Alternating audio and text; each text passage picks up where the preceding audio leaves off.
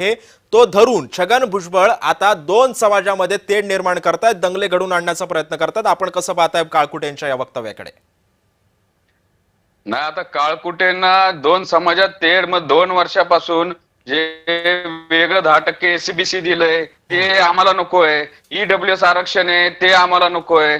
आणि मग ज्या वेळेस हा ओबीसीचा जर समजा कुठं काय घात होतंय त्यावेळेस जर भुजबळ साहेब जर ओबीसीची भूमिका घेत असेल तर ते दोन समाजात तेढ निर्माण करतात, मुंबई जाम करतात, जजच्या गाड्या अडवता, तिथं त्या ट्रॅफिक अडवतात, त्यावेळेस समाजात तेढ नसती।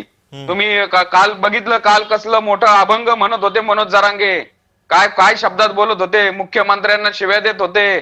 तुम्ही वड्या नाल्यातली पैदास आहे वंजारी समाजाला बोलत होते, मुख्यमंत्र्यांची जात काढत होते, त्यावेळेस तेढ नसती। आणि हे जे सांगतात ते की हा सरकारचा निर्णय, हा सरकारचा नाही निर्णय, त्या उपसमितीचा निर्णय। आणि ते पण का, तर त्या जरांगेंचं आंदोलन थोपवायचं होतं, त्यांना परत पाठवायचं होतं, त्यासाठी केलेला।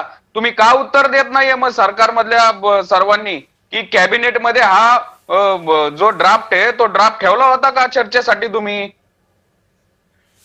ओबीसीचे अभ्यासक असतील, ओबीसीची उपसमिती का 4 दिवसानंतर केली?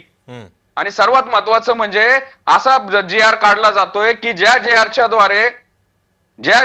द्वारे जर तुम्ही बर्डन ऑफ प्रूफ ऍप्लिकंटवर असतं, मला दाखला काढायचा, मी प्रतिज्ञापत्र देतो, माझे वडील माझे आजोबा हे कुणबी होते म्हणून, याच्यामध्ये कोण नाते संबंधातील व्यक्ती, कुळातील व्यक्ती कोणतरी धरून आणायचा आणि तो म्हणणार हा जो अर्जदार आहे हा याच्या मी नाते संबंधातील आहे, याच्या कुळातील आहे, ते कुळ कोण तपासणार?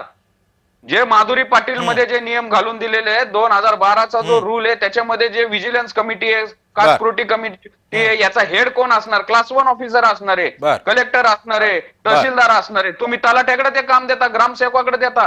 आधीच या कुणबी दाखल्याने ओबीसीचं आरक्षण निम्म्याच्या वर संपलेलं आहे, आता तर तुम्ही डायरेक्ट ससाणेजी तुम्ही म्हणता की ओबीसीचं आरक्षण या सगळ्या कुणबींमुळेच आता निम्मा अर्ध संपलेलं आहे। गंगाधरजी तुम्ही कसं पाहताय? कारण